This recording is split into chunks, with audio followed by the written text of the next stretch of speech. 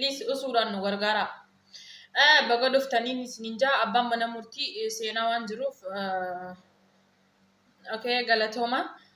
Arrantana asumatti harkamtan Jawaar Mohammad ragaan irratti argame ummata mul'atan ammaan tanaaf garuu magaalaa duuba jiranii. Mee haasoo isaaniirraa dhaggeeffannaa akkuma ta'anitti nu hojii tura isin. Mee ati maal agartee Jawaar eessatti agartee isaa maal godhu agartee saa akkamii sa'aan sanii yeroon sanoo yeroo akkamii sila yeroon sanii sila rafaa jira afaan ragaa qaba maal beekan haasawamee as dhufe yeroon sanii yeroo saatii jaati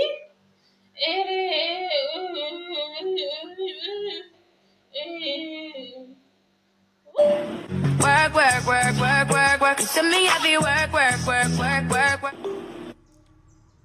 Water. You see me, I feel water.